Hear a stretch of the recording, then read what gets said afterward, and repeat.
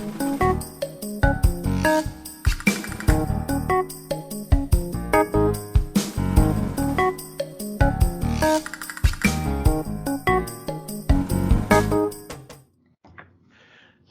welcome to the Creatively Geeky Show. I'm your host for the evening, Eugene Stevens. Tonight I'm joined by the usual crew of Chris and Ray. How are y'all doing? Good. Better now. Better now, that's right. This is technically version 2 of episode 19. Didn't really get too far though in the other episode the other night. Let me just tell you. So we started the show and Chris is starting to update us as to what she's been working on.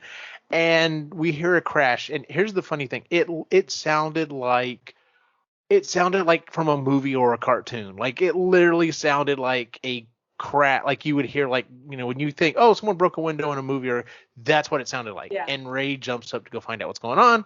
And I'm like, do y'all need to go? And she's like, well, maybe. Hold on. Listening. Oh, no, we need to go. So what was it that made the crashing sound? So I actually before that happened, we actually lost the power briefly. Oh, that's right. Yes. And then we started back up again. So we were like, okay, yeah, no, everything's good. So what had happened? Well, at first when I heard the crash, I thought the cat had knocked something over because she's got a penchant for walking on ledges and behind things and pushing them off because cats are jerks. So I thought she'd broken. I had this big giant glass jar full of granola. I thought she'd gotten behind it somehow and knocked it off its ledge.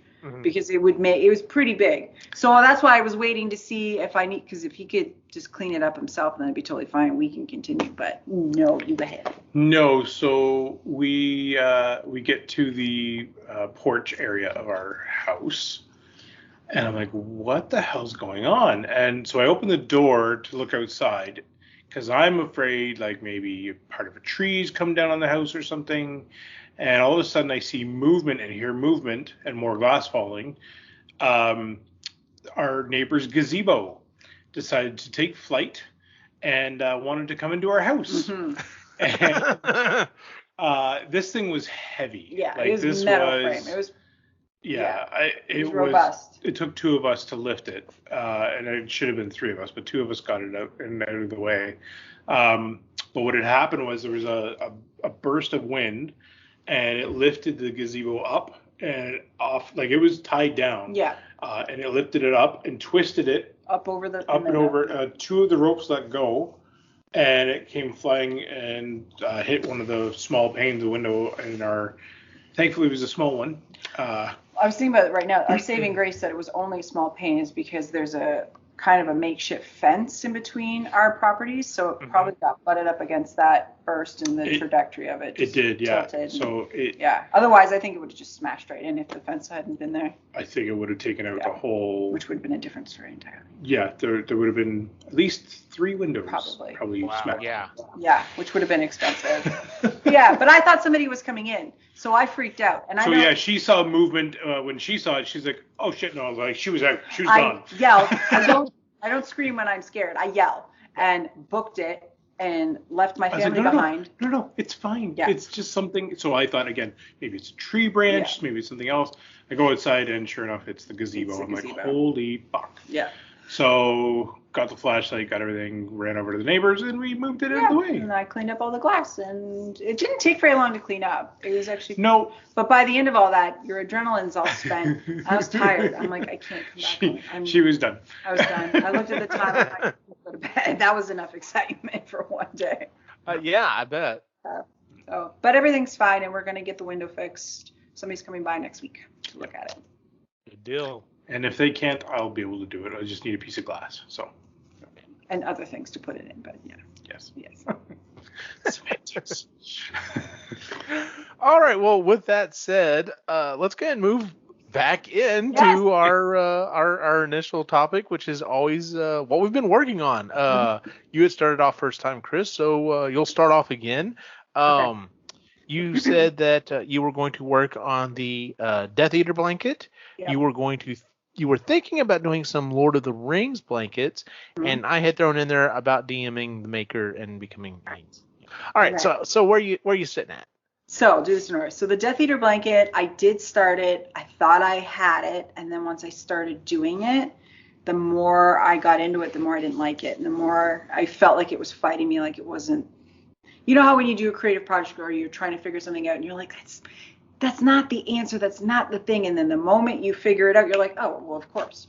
Mm-hmm. So then I'm at the point now where I'm like, I don't know what to do with it. I didn't like it. It felt like I was forcing it, and so I've put it away for now. I do like the color combinations I've come up with, so I just have to think of a different way to go about it. And then the Lord of the Rings blankets, I have 2 ideas. I'm going to put them on, and I have them on my corkboard downstairs. I have some inspiration pictures and color swatches, but I'm going to put those on hold for now because what I think I'm going to do is just stick to common room blankets for now. Okay. So I found a pattern for what would be, I guess, a series 2, and start working on the color combination for each house. Mm-hmm. And then as far as DMing that lady, right around the time I said that, I decided to delete Instagram off my phone. So I haven't done it yet. And I haven't been on Instagram in like, I don't know, what was that? Like a month? I haven't been on. I check it like briefly on my computer, but the computer doesn't play the stories, which is what I usually watch. It doesn't play it properly, so I just don't bother. So yeah, I haven't, but I did have a workaround about that. It's because she is a maker and she has been on Etsy for 9 years now. Mm-hmm. And she's successful at it because she's been able to keep carrying on with it. I was going to ask her if maybe, and ask you at the same time, if she might want to be on the show. Oh, that would be cool. Yeah, because she's done one podcast already. She's very British, which is adorable. Okay. We would have to do an afternoon. Yeah, she lives in England, so it would be an afternoon. But I just thought of throwing it out there. The worst she could say is no. So I'm comfortable with that, and then we'll see where it goes. But yeah, I needed to get off of social media and Instagram's the only one I really have. But it was getting to the point where I was slipping into bad habits of just wasting hours scrolling, and it was just mind-numbing, and it wasn't good for my mental health. So I deleted off my phone. Did not delete my account.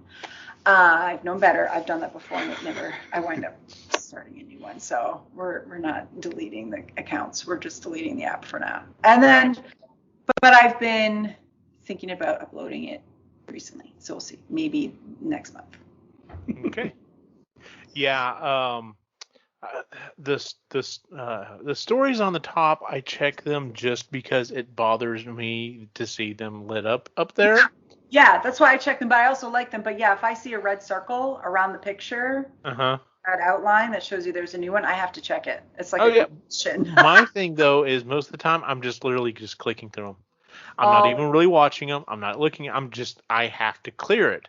Yeah. Now the thing that gets me though is the reels, the TikTok part of it. Yeah. And yes, I will find myself just, oh, wow, look, 45 minutes just gone like that. Exactly, which is why I don't have TikTok, because Instagram already, you can upload TikToks to Instagram, and that's where I get sucked down these holes. Yes. It's freaking TikTok on Instagram, and I'm like, I can't ever have TikTok. Never. I will never come out of that if I actually get a TikTok account. Not that I'll make anything, but it's just getting lost in the, what is it, millions now of little short clips of content, and just, it'll be too much. I feel like it sucks my creativity and my sort of energy out, and it's not used properly. It just gets wasted. Yep. No, it's one of those things I'm like, okay, I need to become better at deciding when is a proper time. Yeah. That, it's just like, all right, well, if I've got 30 minutes to burn and can't really do anything else, then that's fine. Mm-hmm. But yeah, the problem is I'll start doing it. I'm like, oh, well, I'm about to go to bed. I'm not tired yet. I'll sit here. And then, I screw myself up. So completely understand that. Ray, do you want to go next? Sure. All right. Let's see here. Phone always wants to go dark because reasons. Let's see here. All you had down was planning Halloween. No. I have an idea what I want to do, and I want to order it. I just haven't done it. So okay. Yeah, you and Logan. I have ideas in my head. I haven't really. Yeah. No, I did other stuff instead. So what'd you do? I learned to crochet. Oh yeah, I taught him the other day. That's Yeah. right. So I am making a very long scarf because scarves are never long enough for me. In fact, it's super It's long, like which is this. great. It's as wide as if he could keep going and basically make a blanket out of it if he wanted to. If I wanted to. Yeah. So when we went up to Quebec, I whittled a little bit while I was up there. I created another wizard, but I left him behind. It was really cute. He hid it in their camp somewhere. It was really cute. Nice. So they may or may never find it, and that's okay. So I also did an apple for Apple a Day challenge, which is Chris's cousin. Cleo Lant, go check her out. Cleo Lant, absolutely. She's an awesome artist. An amazing artist. She went to school for artists. 25. Yeah, she did. She went to Sheridan College, which is for their animation program, which is where Disney and Pixar hire their people from. Oh, okay. Yeah, in Canada. Yeah. She's not doing that because it kind of killed that dream, but she's an incredible artist. Yeah, so she's a great artist. Anyway, she was doing Apple a Day challenge, so coming up with different ideas for apples. I had one, and I did the Golden Delicious, which is my favorite apple, and I have an idea for the last one. So the deal was that you could do as many as you wanted. I didn't have to do all of them. So what I'm going to do is a final project, which hopefully I'll share. I don't want to give it away just now, but you can share. I'll share. Like to know. I'll share it after. You already know it. After we're done recording, I'll share it with Eugene as well. So. Okay. So yeah, I'm gonna work on that. So tomorrow we're going up north. Yeah. Not as far north as not Quebec. as far north, and so there's another painting that I'd like to work on, and I'm gonna get better pictures for reference that I'm sort of working on. And well, this is a different. Somebody else was creative in this endeavor. But I came up with. You came up with the idea, anyway, but she executed it. So we decided to get. Oh, okay. Yeah, there we go. That. So awesome. Yeah, that was yesterday. That was all fill in. That was yesterday? That was yesterday. For the audio listeners, he was showing me off a new tattoo. So yes, new tattoo. Took 5 hours. She got really into it. Yeah, plus it was a color. Part of a cover and there was job. a bit of a cover up as well in this area. So yeah, which is all right. So lots of different little projects, little creative things. We figured out our layout for the kitchen, which was a huge creative project because we've been struggling. I thought we talked about that in the last one. No, because we just recently decided it. No, I don't. This is the first I'm hearing about it. So yeah, that was another creative process I brought up. Because it's been fighting us for a while. So I brought up IKEA has a really good. Okay, yeah. And so I put the whole layout and I messed around with that quite a bit, and then finally came up with a layout that Chris likes. So yeah, so that was creative. It was because it's going to cost a lot of money. You want to make sure that it's efficient, but also and it works for you, and that it fits the space because there are fixed things that we can't move. But it also fits the feel of the entire house because we don't. Right now it doesn't. With a Century home, right? You don't want something that feels like. You don't want a brand new kitchen in a Century, like a brand new off the showroom granite with like modern fixtures and modern cupboards. You don't want that. Feels out of place. It does. So. At least for us, it does. Some people like it, but we don't like that juxtaposition. No. We want it to all flow. So we're gonna make it flow. We're gonna make it flow. Will the things that you'd be purchasing from IKEA, or are you purchasing from IKEA? Are you going with someone else? You just used it for the layout. Just used it for the layout for now. For now, if we do go through IKEA, we're going to be very picky about what we pick from them. We're actually probably going to have to go to a showroom instead of do it online. Yeah, no, it'll have to be a showroom. We're going to have to drive the 3 hours to go to the nearest IKEA. Actually, take a look at their cabinetry and everything to see if we like it. I have a feeling we're not going to like it. So. But I'd rather know for sure. I mean, It's not bad for certain types of homes. It's great, but for what you're describing, that's why I was like, are you going through IKEA? Because I can't imagine anything they'd have that fits And what you want. we can't find it on the website. I'm just trying to think that maybe it looks different on the website than it does in person. So if it looks different in person, then it changes the game. But if it looks like what it looks like on the internet, then. But we used IKEA in our cottage kitchen, and it was amazing. It was great. You could do it yourself. They've got a great process for it. They've got. I love their the drawers and everything that they come out and the cupboards. I love all of that. But it's the look. It's the look that we're trying to go after. So. Gotcha. So do you think it will be more doable here? Hopefully pretty quick, since at least here in the States, I would assume the same thing in Canada, that lumber prices are falling drastically. Like they're almost not quite where they were at, but they're getting dang near close. Yeah. They're getting there. They're getting more manageable. Like if we were to have it in a pinch, it wouldn't cost an arm and a leg. Yes. Yeah. Which is fantastic. Yes. The one thing holding me back is I understand that some of the stores are still up in their price because they paid the higher price for that product. So I'm waiting for inventory to kind of get cleaned up a little bit. Yeah, that makes sense. And we wanted to do just for setup purposes, because we don't really use our dining room. We're eat in front of the television kind of people. So the dining room is basically just a nice feature that sometimes get used. It's fancy dinners.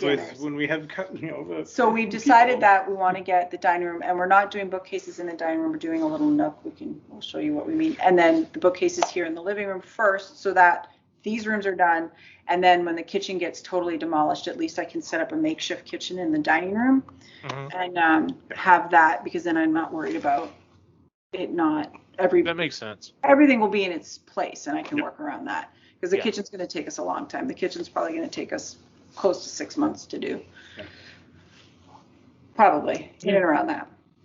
When we actually get there. When we get to it and start doing it, because we have to do drywall and everything. Yeah, that's what I mean. Right back. So y'all are pulling it down to like the studs. It's got it. We have to. We have no choice. Yeah. So, and we have to redo the floors too. So it's going to take us probably close to 6 months. Yeah, well, we're used to it, right? Like we lived through renovations. We lived in a rental site for 6 years, so 6 months isn't a whole lot. So, and if we do tear it all the way back, I'm now thinking, okay, do we go and do insulation in the exterior wall? And do we do vapor barrier and all the other stuff? So anyway. Yeah, there's no point because it's in none of the other walls. So anyway. We don't have insulation in our walls. None. Oh, that's not good. In any wall. Well, it's actually not bad because of the way the house is built. Yeah. So, and then when we put the siding on, we put insulation foam on board the exterior. On the outside. So there's the siding. There's it's iso board that goes there. It's 1 inch thick, and then you have at least an inch thick of wood. It's thicker than that. Yeah, it's probably 1.5 inches. Tongue and groove wood on the exterior of the entire house.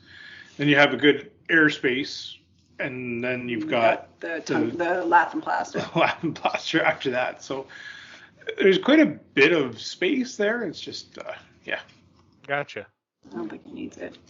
Yeah, it's much. As long as your energy bills aren't stupid yet, you're fine. No, they're fine. So we've the creative process of figuring out finally, and it's also sidebar, very important to live in your space before you reno it, to know how you actually use it, because what we were going to do when we first moved in is very different from what we're doing almost a year and a half living here and actually using the space. Yep, way different. Way different. So Well, I mean, I know y'all flipped the living and dining as it was, and just because it worked out much better for you, so. Way better. Oh, yeah, way better. I'm surprised this wasn't the I'm surprised this wasn't the living room all along.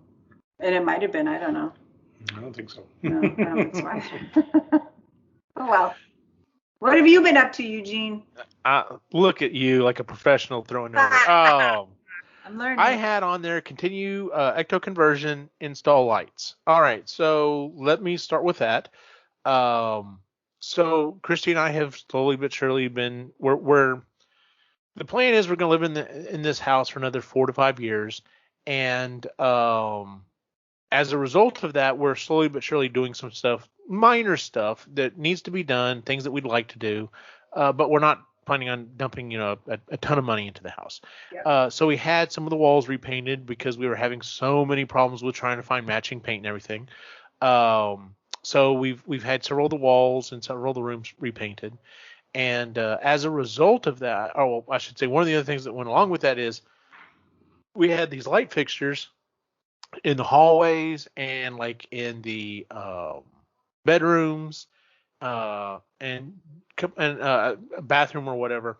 And I was wanting to change them out. So when we had the bathrooms repainted, we changed out the light fixtures and the mirrors and stuff in there, and it's made a huge difference. I think it looks much much better. And then there were these other, like I said, these other lights in these other places. And in some cases, they were just like an older, cheap fixture that we had up there since we moved, since we built the house. But like literally in the boys' closet and bedroom closet, my closet and Christy's closet, it was literally just like a porcelain fixture with a single light bulb with like a metal thing around it. Like that was it, which is fine. Like, I did change out the bulbs in them eventually so that they were LED, so they were brighter. But still, it just didn't look very finished. So I was like, well, I want to do like can lights, like I've always referred to them as eyeball lights, can lights. Yep. And I found that at first we weren't sure about it because they do look different than the eyeball lights that are already installed in the house. But Christy was like, no, I think it's fine. The new version of these things, the LED ones, you don't have to have a canister at all. You literally just cut a hole as long as it's got, I think it has to have at least 6 inches or so, maybe.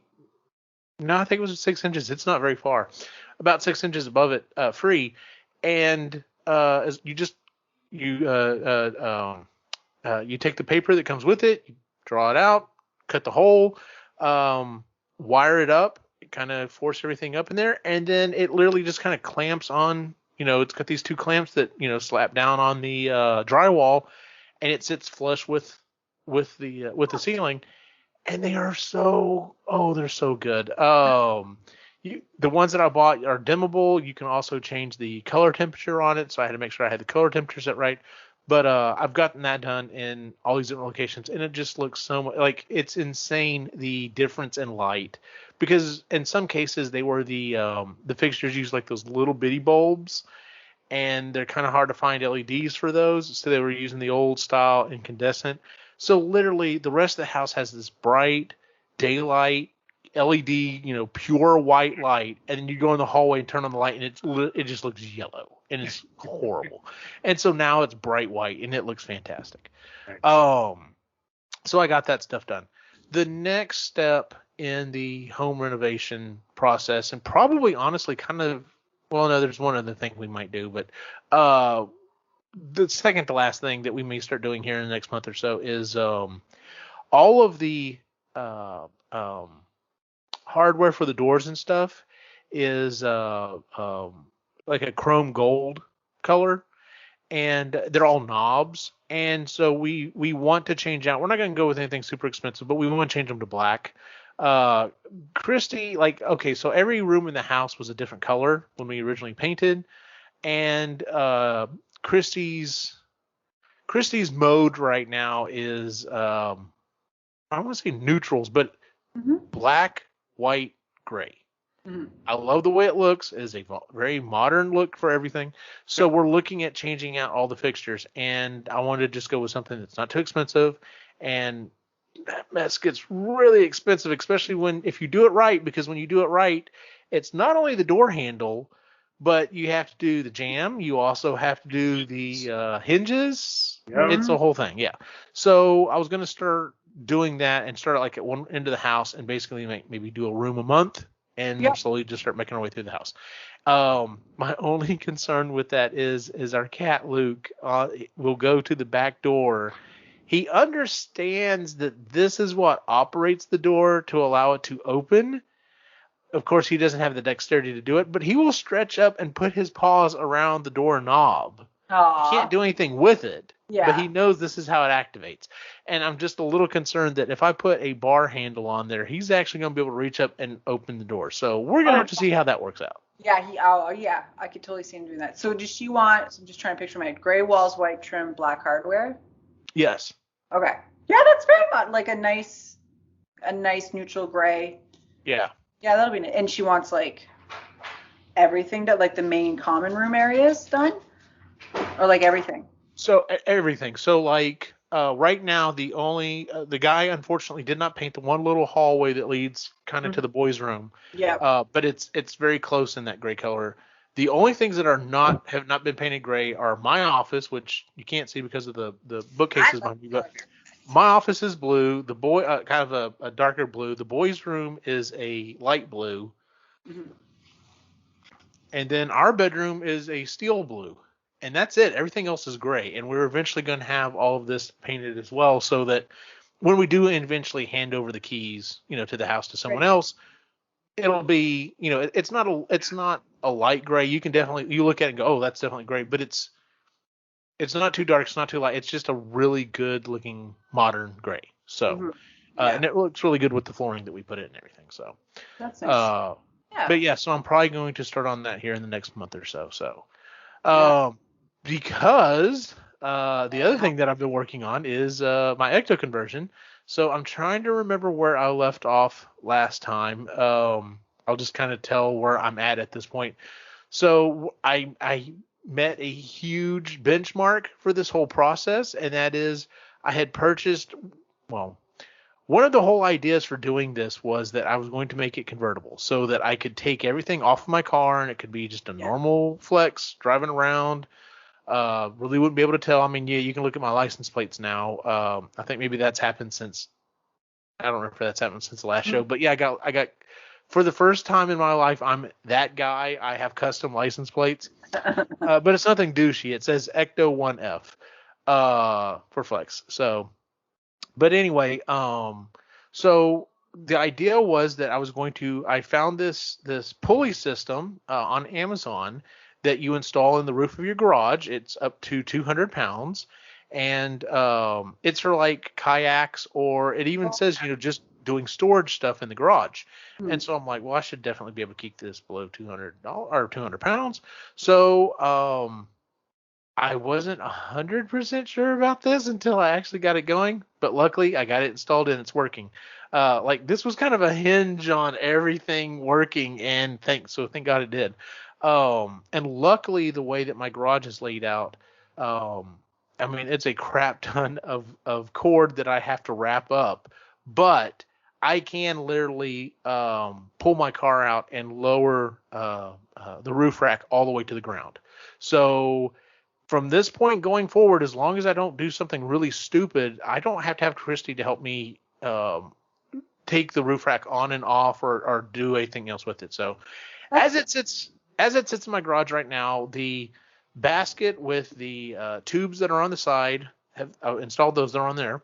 I originally had the light bars, which are actually sitting over here to the right of me, installed as well, but the screws that I had bought, I miscalculated and were just a little too long. They would have scratched the hell out of the roof of my car. So we had to take those off. I had to take those off really quick. I've got to go buy a little bit shorter screw for that. But I've got to install those. And literally right before we started start doing the show, the wooden part of the basket or the wooden part of the roof rack that sits inside the basket, I've almost got the entire frame done on it. Nice. I still have to paint it. I still have to paint, although I've already 3D printed and painted and or sanded. I'm hoping I can get a lot of that stuff done, and I will literally be down to, at this point, the only other thing I would need to do is, I still have to run some cables and stuff, is completely figure out how I'm going to do the special item that's on the back. But even then, I have started working on the coating on it, and I've got one last thing I've got to figure out. I don't remember if I've mentioned it on the show. No one hardly listens to it, so I'll go ahead and explain it. not that anyone who's a Ghostbuster would even anyway. So one of the things that I'm doing for this is uh, is I'm taking a trash can and basically cutting off the bottom part of it and flipping it upside down. I'm gonna put a bunch of stuff on it. And I'm turning into what's called a Super Slammer. The video game that came out years ago on the Xbox and PlayStation, they re-released. There are some levels.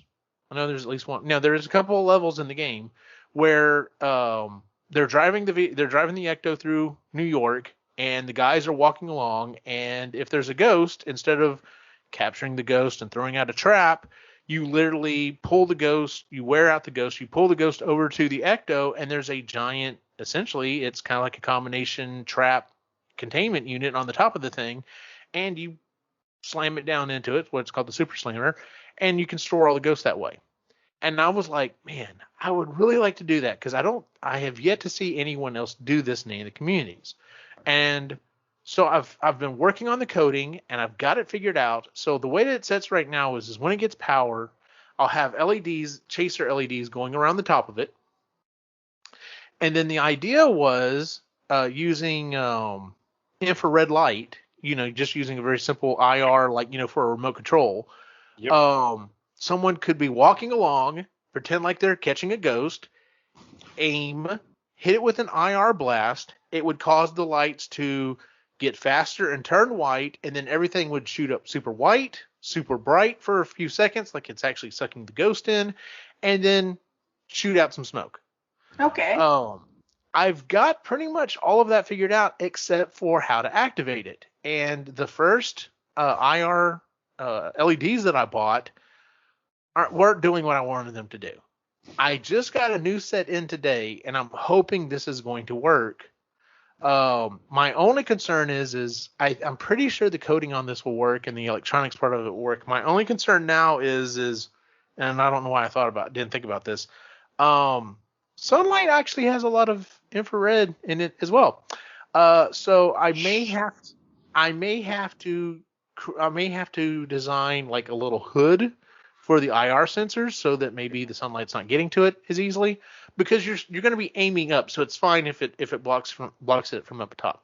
But honestly, I'm just going to have to code this, get it all together, and then take it outside and give it a shot and see if it works or not. If it doesn't, I think I've already got a backup plan. I've already found a board and receivers that I can buy that will let me do it instead of with infrared. It'll let me do radio frequency, so that technically I could be anywhere. The only reason I'm still pushing for IR is I could literally 3D print and design an LED with a watch battery that you literally just kind of push together, and I could make crap tons of these things. And like if I'm in a parade, I can give them to tons of people to use. Right. Whereas if I'm going to do the radio frequency, each one of the one button remotes is about $7 a piece. So I'd be kind of limiting myself. So you could do like a, hey, if you buy one of these, it could, you get to do that. Like it would be like tell the other Ghostbusters that. Is that what you're saying? Yeah, just saying. Yeah, we'll see. But because like for example here, like I don't even know where I got this LED from. This is a multicolor LED, and like you don't even have to change anything to it. It automatically just changes its color. So it's literally just the watch battery in. Wait a minute, there it goes. Yeah, on there. Do what you're supposed to do. There you go. Well, anyway, but yeah, literally it would just be the LED and the watch battery, and you just push it together, and it would fire it off and do what it needs to do. So, like I said, I'm in the process of doing that. As long as it's bright enough. That's the other part, Like for how far away the car is. Mm-hmm. Well, I'm hoping like if it's sunny, you're still going to see the lights going on it. If it's at nighttime, I've specifically set the mode so that you can see the lights going, but then like when it activates, it gets maximum brightness. At nighttime, I don't think it would be any problem to see it. The other reason I'm definitely pushing to do the smoke is so that you've also got that aspect going as well. So it's very obvious something is happening on top of this car. Like it's not, So But anyway, so that's gonna be fun. So I'm working on that. I'm hoping we'll get to that in a second here when we start talking about our. Yeah, there we go. So that's what it looks There like. you go. Okay. But anyway, I'm hoping for before the next episode that I'm actually done with this. Like I'm to the point if I can clear out enough time, and the boys have one more soccer game to go. Yeah. Oh my god, I'm gonna have so much time. Because this is literally like at least 2 nights a week. This week, literally, we had something almost every night. Christy cooked one night, I think, this week, and the rest of the nights we had to eat out. I have no time. Like at night, I maybe have an hour to work on something, maybe. And so I'm really think I'm gonna be able to finish this up here pretty quick. So, and of course, I've already got plans for what my next project is, but we'll talk about that later. Anyway, so with that said, one of the other things that's been going on is I have not been doing as many sales on my Etsy store here recently, partially because I've had so much stuff going on. I work at a high school that has a lot of technology, and for those of you who are so inclined, Apple announced last week, week before, a major security update that needed to be fixed. My campus had 1,600 devices, has 1,600 devices that have to be updated. Oh, Jesus. We're in the process of still doing that. So like I've been insanely busy doing just that. Yeah. That being said, between the boys having soccer and everything else, I have not had a lot of time to sell stuff on my Etsy store. And unfortunately, over the last couple of months, I have had issues, in particular with some of the smaller stuff that I sell. And it's because I sell them as kits. And it specifically says kit, which means it's not put together. You are going to have to assemble it. That also generally means for people who buy kits, that means that things may not fit 100%. I mean, I have designed it to fit really well. I have adjusted it so that when I 3D print it, it should fit. But things change, like nozzle sizes, eventually wear, and sometimes it may print a little thicker, it may print a little thinner. So you may have to work with it a little bit. And it would appear that some of the people who have purchased from me don't understand what that means when it comes to a kit.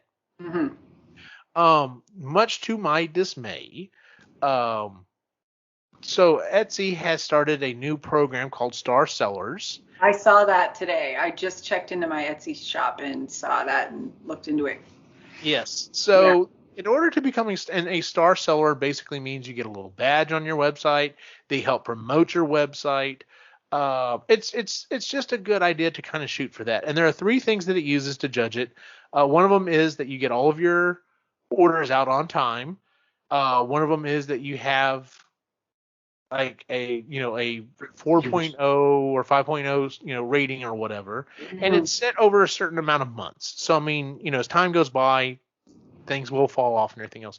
And then the other one is you reply to comments within like 24 hours. Last month I didn't make it on a couple of things, like more than 24 hours had elapsed. I didn't manage to get a hold, talk to someone.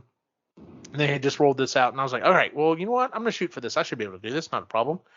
I got the other 2 things taken care of, but my rating dropped down below 95% because I had 2 people, one of them way back when I didn't realize it, and the other one just happened. I had a 1-star review on one of the things that I bought, or one of the things that I make. And her complaints were that it was cheap. It looked 3D printed. It's in the title. Yep. 3D printed object. And so needless to say, I was a little fed up with some of my customers. So, which brought up tonight's topic. So I wanted to discuss. All of us have sold something, that we have creatively worked on at some point in time, and hopefully that experience has been pretty good, but it only takes one bad one to just screw everything up. So that's why I wanted to talk about tonight. So I've already kind of explained it a little bit. Ray, you're shaking your head here. Yeah. What you Yeah. got? So yeah, this is going back years ago now. Mm-hmm. I mistakenly took a commission piece. I always did my own paintings. I always did the things that I wanted to paint. I didn't like doing commissions because you never know how it turns out. Taking something on that I don't like doing it. I want to enjoy the process. So anyway, I had created this one painting, sent it out to a cousin of mine. It was a Christmas gift or something like that for him. I can't remember. But anyways, it was the interior of the Sky Dome, which was the baseball field where the Blue Jays play out of. They've just recently changed the name of it. I think So it's Rogers Center Rogers Field or something stupid. Oh, no, that's totally different. Never mind.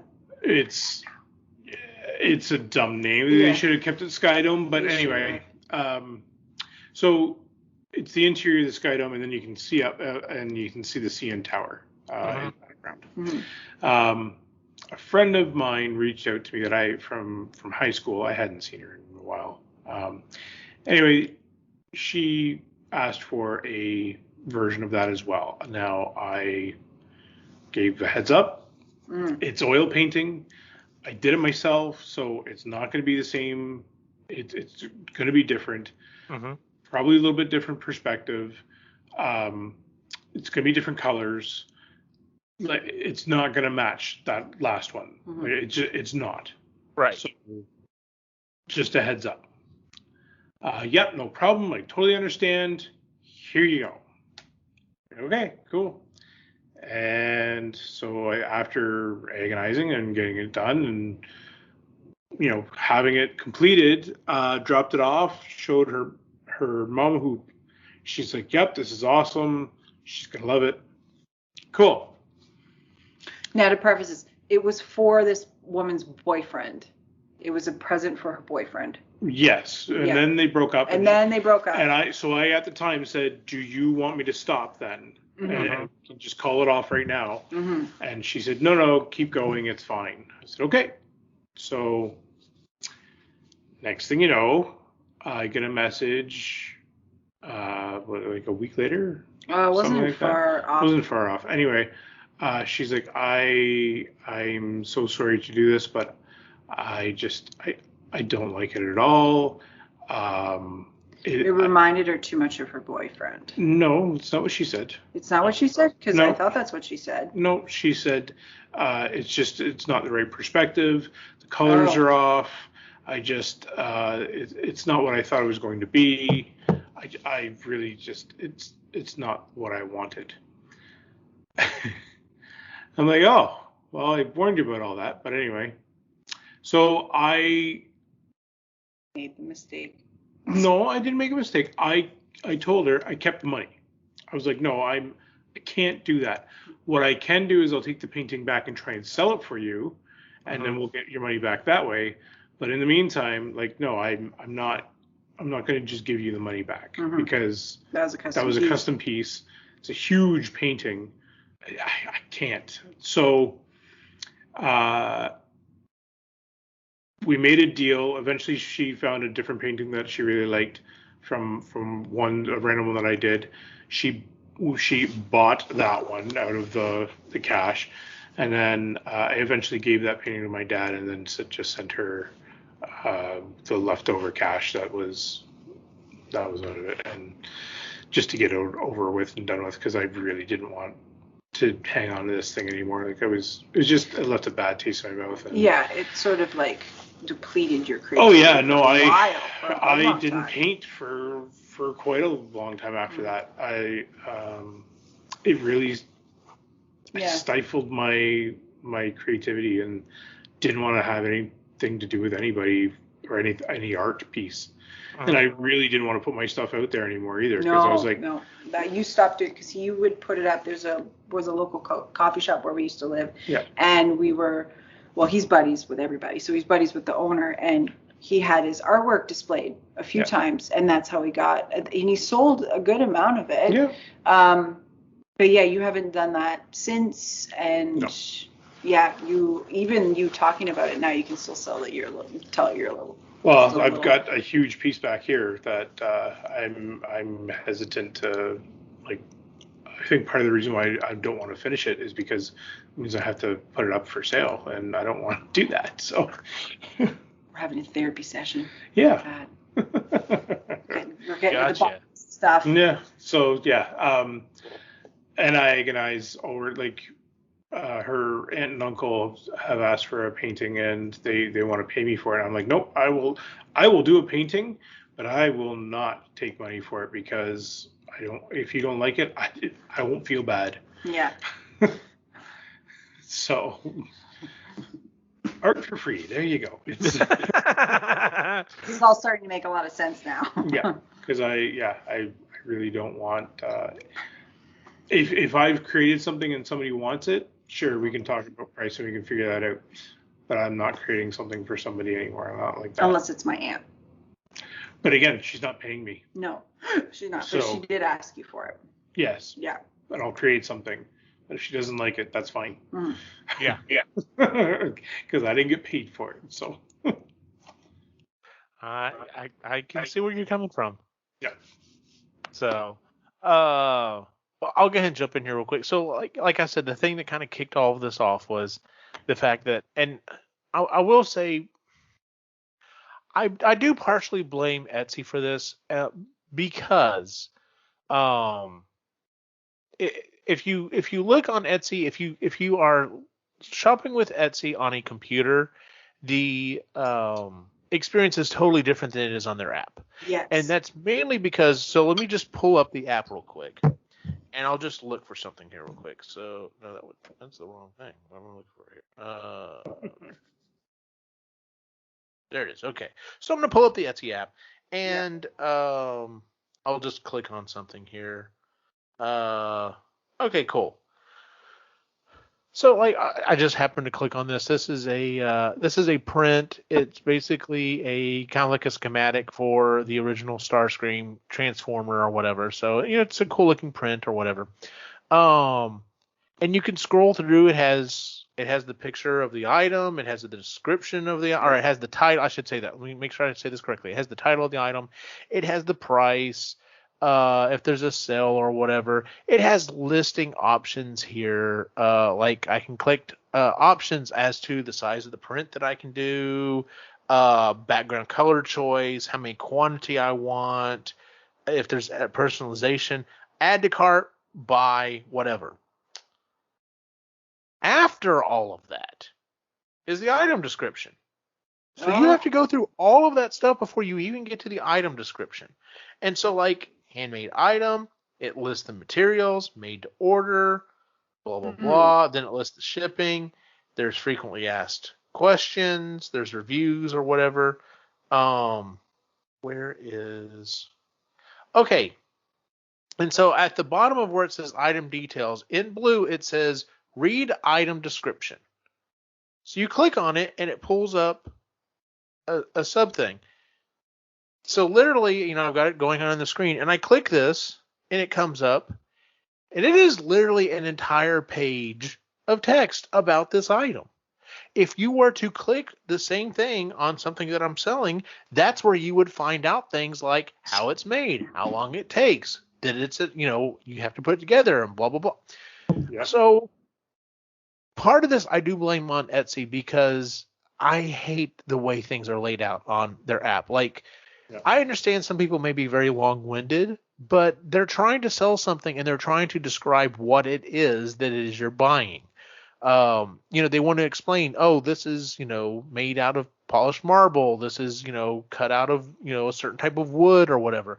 And they don't make it easy to find all of that information. Mm-hmm. Now, that being said, I went back through and looked at the way that I described this, and it specifically says kit, and it does say multiple places in there that it's 3D printed. And something else that I blame Etsy for is, so one of the reason I didn't get Star Seller this month is because it dragged my average down, And so I got to looking into it, and I was like, all right, well, what can I do about this? And I've run into this before, but I wanted to double check it. And their policy is, for if someone leaves a bad review for you, is that unless it breaks their,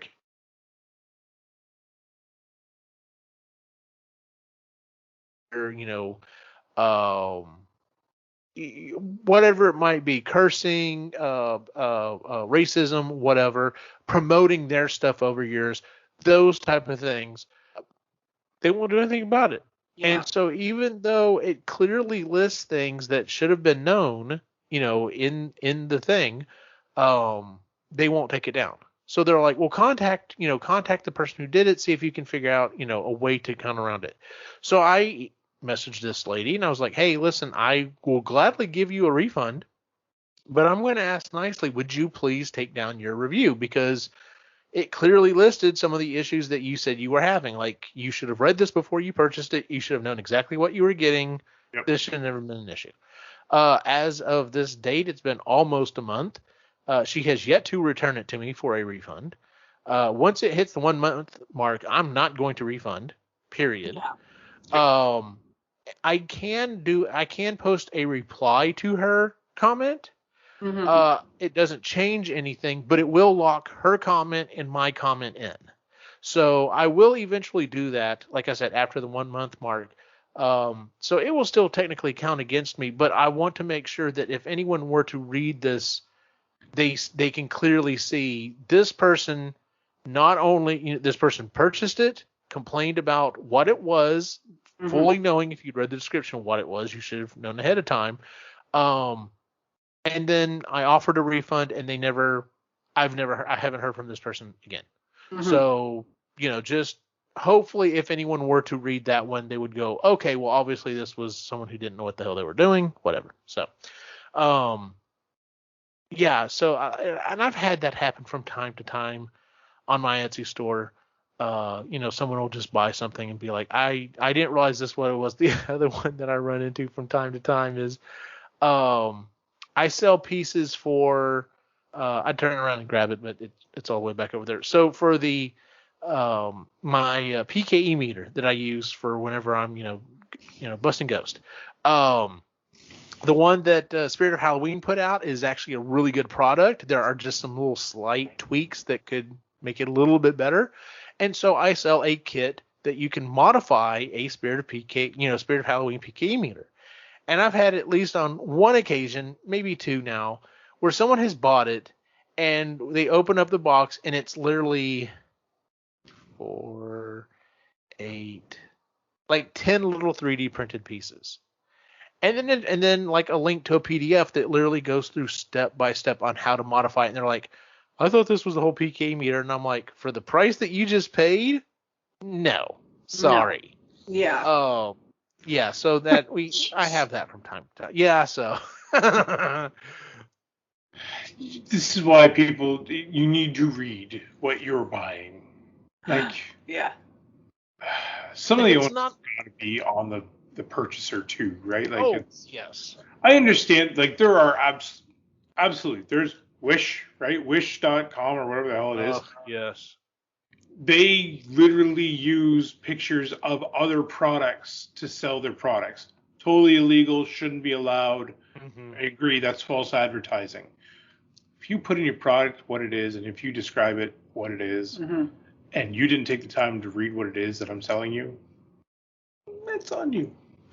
Yeah. Because, the other thing I can think of is like, and I haven't run into this, but like, people will post on eBay and they'll be like, PlayStation 4 or PlayStation 5 or whatever, and it's like PlayStation 5 and then in a little bitty, it's just the box. Yeah. Bullshit like that. And I understand people getting screwed over for that, but then again, it's like, did you really think you were getting PlayStation 5 for $100? I mean, come on. Yeah. But anyway, yeah. So I've run into that before. Chris, what about you? Have you? Not on Etsy yet, because everybody who's bought anything off Etsy I've known. So there's that. but when I would do markets, like for my cookies and stuff, I would get people requesting, well, do you do gluten-free and sugar-free? I'm like, no, but I know of some company that does, and here they are. But I would get that a lot. Do you do gluten-free? Do you do dairy-free? You should do this. Well, not so much that, but just do you sometimes. do it? I was like, no, I don't. I don't do that because I just don't. You need a separate kitchen to do that. Well, if you have a Essentially. real, like, it's one thing if you have an intolerance. Like at this point, because I haven't drank milk in about, I don't know, how old's Quinn? I'm pretty sure at this point I have a dairy intolerance. Like, if I were to consume dairy now, things would happen. But that's not mean I'm allergic to it. It's like with gluten. Gluten is one of those things where unless you have a legit celiac disease, you just don't want to eat it because it's going to make you fat. So there's a big difference on that, right? Like, you're on that health bandwagon where gluten's bad for you, and it's not. So that was fine, and I would direct people there. I'd be like, no, I don't do it. No, I don't. And I wouldn't give them an explanation. I'd be like, nope. And it was usually people that I knew or just like friends of friends or whatever, and that's fine. Some randoms. I gave that lady a lot of business. I feel like I should have got a cut. Yeah. And then when I started selling my crochet and knitting, I had, and I don't know if I ever told you this. I did, but I don't know if you remember. One of Ray's, oh, she's a former aunt, I guess a former aunt, wanted one of these things called a butt warmer. And it's basically this big, thick, like a oversized fiber belt that you put around your butt. So when you're running, your butt stays warm. I don't run. I don't understand that. And she asked me for one. And I'm like, no, I don't do that. And she wouldn't let it go. She was sending me pictures of what she wanted. I'm like, I don't do that. Who's that? Yeah. And she was that. like, come on, I believe in you. I'm like, and then I just stopped talking to her. I'm like, I've told you 3 times. I get that you were once part of this family that we both married into, and now you're not anymore. But I said no. And I said no 3 times, and I'm not doing it. I don't care who you are. I'm not making it. And I wouldn't do it. So if you're I'll make stuff for people. Like, I'm making something for our neighbor's friends up north that we met, because she doesn't crochet, but she knits. So I know she'll appreciate it. I'm making her a blanket. But I'm doing that because I want to. I'm not doing it because she asked me to.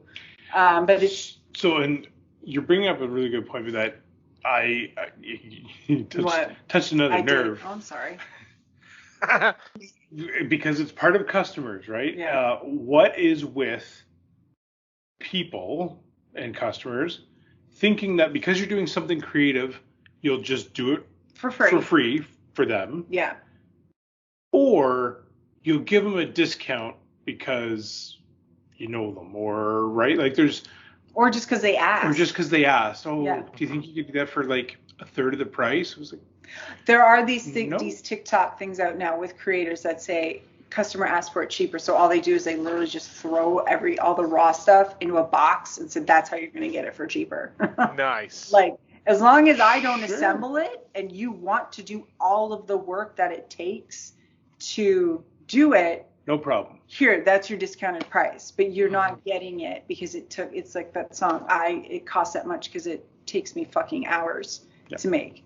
Like, and you don't pay my like Exposure doesn't pay the bills and stuff. It's a cute little song. Anyway, but yeah, so it's customers like that, and not even customers, just people who think, well, yeah, I can just go down to Walmart and get it for $10. It's like, then go down to Walmart and get it for $10. Because what you're getting is cheap. You're getting cheap, something that's cheap. If you're fine with it being cheaply made, then get it cheaply made. But if you want a handmade item, 3D printed, custom, like a original painting, a fiber art piece like crochet or knit, you're going to have to pay that maker. I'm not a robot. I can't bust things out. It takes me hours upon hours to make these things, and I don't charge even minimum wage for it. Way less than that. And I've already put it at a pretty reduced price, because if I wanted to make a livable wage off of this, it's going to be a lot more money. But it's just sort of like that entitlement and sort of that ignorance of what it actually means to make something that's handcrafted. It takes a long time. And when people don't appreciate it, it's like, clearly you are not my customer base, so it's fine that you are mad at me that I won't give you what you want. I had a cousin bug me for I don't know how long. She kept wanting me to do a drawing of her and her boyfriend at the time, and I'm like, I was like, no, I don't have the time for that. Mm-hmm. And she's like, oh, come on, I really want one. I'm like, I don't want to do that. Like, I'm not. So I'm really busy with work. I got other things going on. I don't really have time to just stop and give you a drawing because and she wouldn't let it go either for a while, and then drop hints of, oh, it'd be really nice if you did a drawing for me, and like, no. Who's that? That's what I thought. Yeah. It's just more. Yeah, because family members can get on your butt too about it. Oh, you could make this. You could. I could. I'm not going to. Yes. I just remembered you were talking about, if you would do this. I had a customer contact me and was, it was the goggles that I've designed that are kind of based off the goggles from the new Ghostbusters movie Afterlife. I offer the digital files, and in fact, I had a customer this week bought the digital files, and then contacted me and said, "Hey, I just realized that my printer is not big enough to print what needs to be printed. Is there any way that you would sell me the full 3D printed version and ship it to me, which I also offer, right? Maybe a little bit discounted." I'm like, well, since you're willing to pay for the actual thing, yes, absolutely. So I refunded the digital file. Hopefully he doesn't do anything with it. I mean, there's nothing stopping. There's nothing stopping anyone else who's bought it from me either. But it is what it is. But I'm like, yes, I will do that. But anyway, I had a customer one time contact me wanting to not only buy it, but they wanted me to put it together. And that it's not just 3D printing it. It's sanding it. It's painting it. It's putting it together. And I'm just like, this took me like a month to do. I don't have time to do this. And they just kind of kept going, well, I'm not very good at putting this stuff together. Are you sure? And I was like, you know what? Fine. Absolutely. I will do this for you for $700.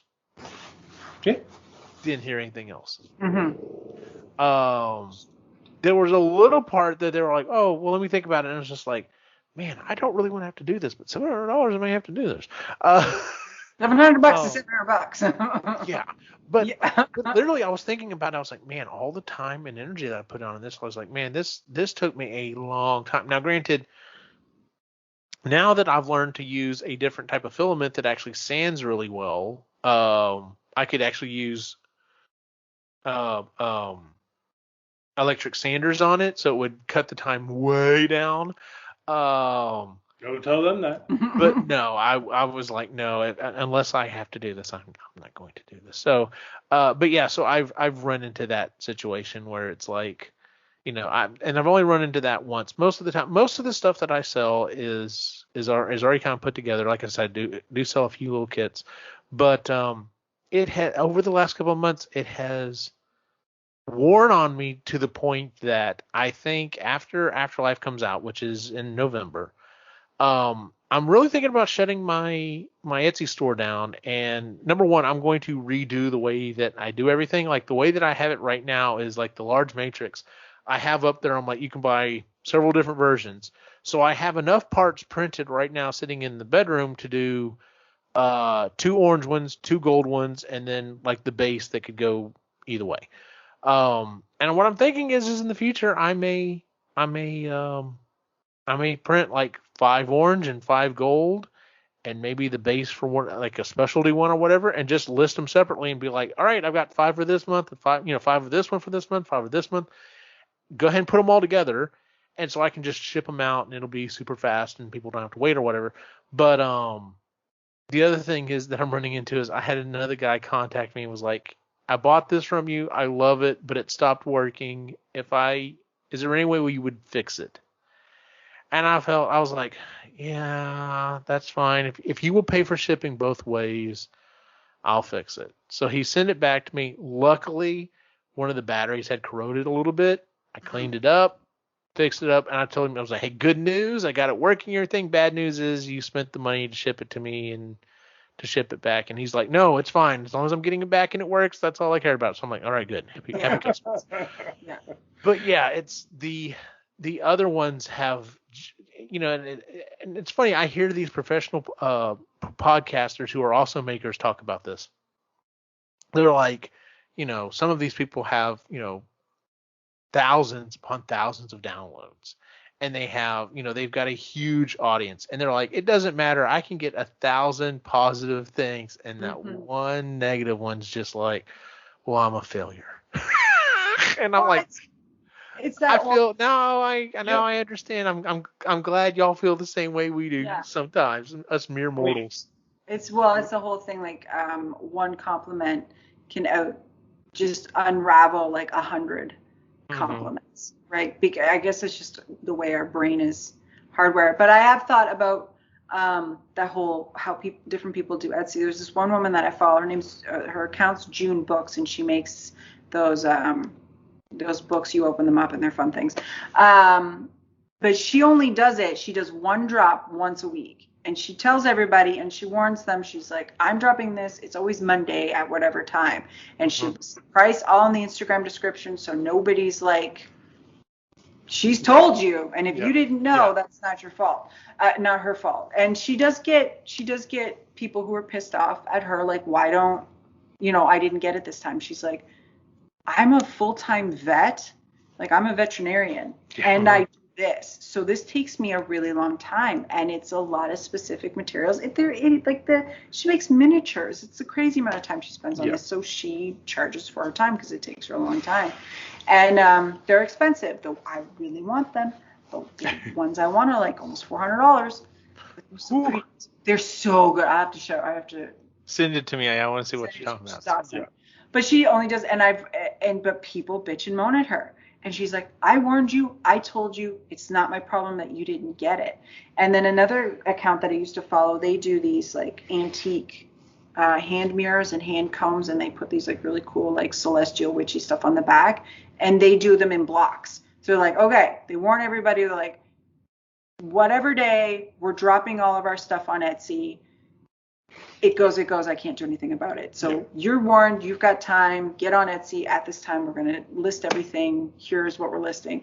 And they do. They get people who are pissed off because, well, I didn't get anything. It's like, well, sorry. I mean, lots of ample time. I don't control the Etsy algorithm. I don't control the website.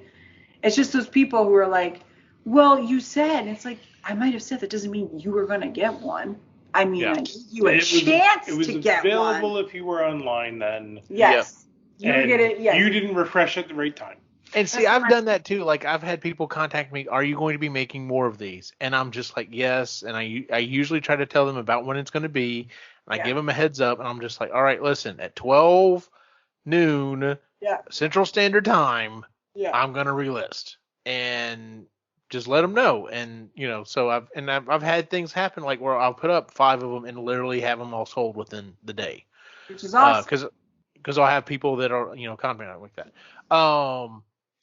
It's funny. I listen to this podcast called Toy Anxiety, and one of the things they do at the end of the episode is they scour the internet for these people who are leaving comments on these different things.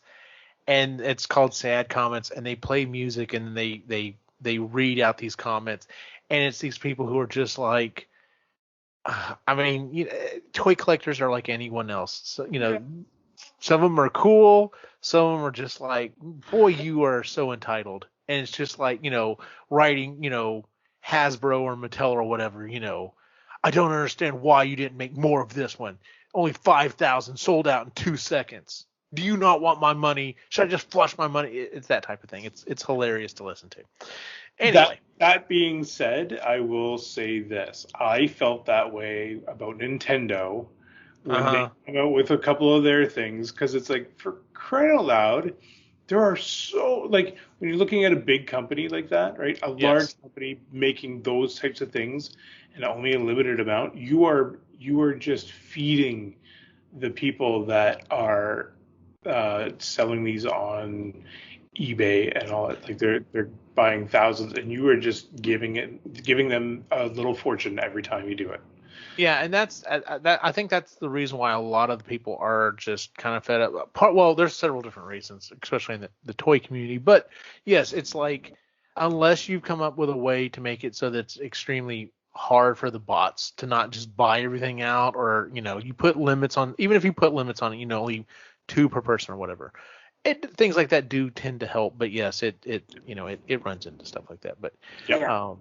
but yeah, this is one of those things that, and I've thought this for years and years and years.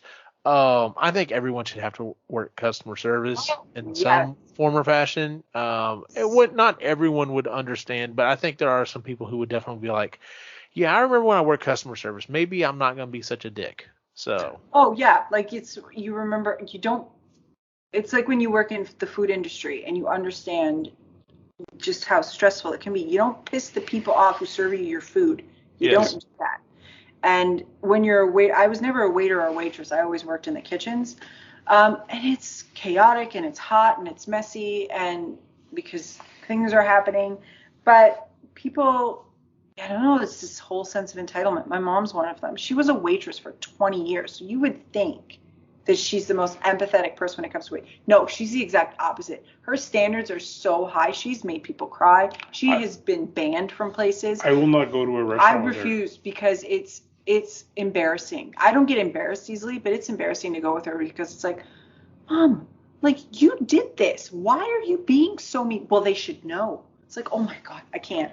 So the last time we went out was like 4 or 5 years ago with her, and that was I can't do it with her. Pretty sure I over tipped. Yeah, oh yeah. It's like, I'm sorry, my I'm mom's sorry. Here you go. being such Yeah. a jerk to you, but she's terrible at it, and it's that whole sense of you should be. It's the standard that she has in her head because that's how she would do it. So you should do it the way she should do it. Mhm. So it's like it could go the other way, but everybody should work in customer service and do the grind and talk to and have to listen to the people who are just bitching because they had a bad day and they're going to take it out on you. What I was gonna say though is, if your mom was actually dealing with your mom, like if your mom, Oh the my waitress, was God. dealing with your mom as the customer? person, oh my God, It would be an epic battle. I think there would be like that's a whole TV series. Watch it too. But yeah, but everybody should work customer service or something where you're dealing with people on a daily basis who aren't like-minded, right? Where you have to sort of navigate that because it's important to know that not everybody out there is like you and thinks like you, and there's other people out there, and also problem-solving skills and dealing with just having a shitty day because people just dumped all their crap on you. It had nothing to do with you, but they decided it did. Today's the day that you're getting shit on. Today's the day you get shit on, and just learning how to power through that. Because yeah, customers. I worked with a woman. She was a salesman for a water softener company, and her phrase was "buyers are liars." That was her favorite thing that she used to say. Yeah. Yeah. I have always hated that the customer's always right. I'm like, no, they're frequently wrong. Most of the time they're wrong. Yes. Yeah, 99% of the time they're wrong. Yeah. So, but yeah, it's just what's funny is the other night when we were when we were doing version 1 of this episode, literally just a couple of hours beforehand, I got a very nice email from someone saying, "Hey, I bought this. My kid had, opened it up. Kid loved it." And I'm just like, "Oh, I'm glad they enjoyed it." And I maybe already feel better because I was so ready to just come on and spit venom the whole episode, and then it's just like, all right, no, things aren't as bad as I think they are. Okay, there's some good customers. But yeah, it's just one of those things that, if you are a creative and you decide to sell whatever it is you make, and that's the other thing. It's not like, I've definitely gotten to the point that like I have enough sales under my belt. I have enough positive remarks and stuff that I can go through and read it and just and know that people enjoy the stuff that I make. That I've been able to adapt the idea that, well, all right, well, it didn't work out for you. You don't like it for one reason or another. That's fine. Send it back to me. I'll send you a refund. Then whatever. Yeah. But I mean, you're putting out there something that you made. It's not like I'm selling, whatever from someone else. Okay, you don't like the product, that whatever. That's not, it doesn't reflect on me. Whereas you didn't like the thing that I made. That kind of reflects on me a little bit. Yeah. So, yeah, it's a little personal. Mm-hmm. Yep. So, anything else you want to add to this topic? I think it's dead. Customers can suck. Yes, they can. Yeah. All right, let's go ahead and move on to what we're wanting to work on for next month. Would anyone like to go first? Sure. All right, Ray, what is it you're hoping to accomplish for next month? So by next month, I want the Apple of the Day challenge one. I'd like that to be complete. I'm trying to get that done hopefully this weekend. Yeah, I know it's going to be tight. I'm going to have to do it on one day. You are. Yeah. Yeah, on Sunday. Yeah. But I want to get it done because Sunday's the last day for the Apple of the Day challenge. So it's going to be an interesting one. Hopefully I can get it done. Mm-hmm. And then hopefully I'll also get I'd like to focus on your aunt's painting and get that done. That's all I'm going to say because I got to start back up work more. So, yeah. Gotcha. Chris, would you like to go next? Sure. I have 2 projects on the go. Neither are for Ed. Oh, what, baby? One more thing. Oh, what? One more thing. Okay. I'm going to finish my scarf. Oh, okay. Nice. So Ray's gonna finish his scarf, which is, I'm very proud of you. It's very cute. It was torture to watch him. It's still really hard to watch him do it because the way he's holding everything, it just makes me want to pull my hair out and just take it away from him and do it myself. No. Which would never work. But I would like to. So I have 2 projects on the go that are not Etsy related. They're for my dad and for this couple. Yeah, everything's downstairs. Never mind. No. I lost my train of thought. 2 projects on the go. Thank you. Go, your dad. 2. Oh yeah. So one's a scarf for my dad. So my dad has 4 daughters, and 3 out of the 4 are super into Harry Potter. So by force, he has taken the sorting quiz. And is in Ravenclaw, so he wants a Ravenclaw scarf. So I found a free pattern. Bless the people who make free patterns. And it's knitting, so it took me 3 tries because I've been crocheting for so long. I'm very rusty. But I love the way it's coming together, and they may or may not end up on the Etsy store eventually. Knitting takes me a long time. And then I have this blanket that I made way too big, as I usually do, for this couple that we met up north. And I want it has to be ready before our neighbors leave, because when they leave, they're going back up, and then they're not going back up till next spring. Yeah. So I have to get that one done by our Thanksgiving, which is at the beginning of October. I was going to say it's a couple weeks. Yeah, it's in a couple weeks. It's coming up. So I would like to do that, and I would also like to start taking more, I guess, Etsy classes. I was doing a little brief research on my analytics, and most of my traffic comes from Etsy searches and from Facebook, unfortunately, which I hate. hate that. But just slowly try to get myself more educated and what I can do, and I'm sure there's like Etsy University stuff out there that I can look up and just get a better handle on it. I have been favorited several times by people, which is nice. But again, just plugging away at that and house stuff. He thinks he's going to get painting done, and I keep giggling in my head that he'll have time because I have other projects in my head. But I have to. I know. The Etsy stuff, especially when you're being favorited like that makes me think, okay, someone saw it, they really like it, and they're like, okay, I'm going to come back to this for Christmas time, Christmas presents and stuff like that. So, So you may get really busy here come November. Yeah. So I figured it's a good thing that I'm getting favored, because I've done that where I really like shops, and I'm like, I have to remember the shop. Yes. So that's how I'm taking it. Yep. Yeah, the shop that I buy all of the patches for whenever I do a new flight suit, or if anyone asks me where can I get the patches, I'm just like, oh, no, hold on. Yeah. It's on Etsy store. Let me find it. So yeah. Nice. I have 2 things listed. one is finish the ecto conversion. Like I said, I'm working on it. I really do want to get it done here pretty quick. I don't have to have it done until November when I start having some parades coming up. But in all honesty, I want to get it done before Halloween.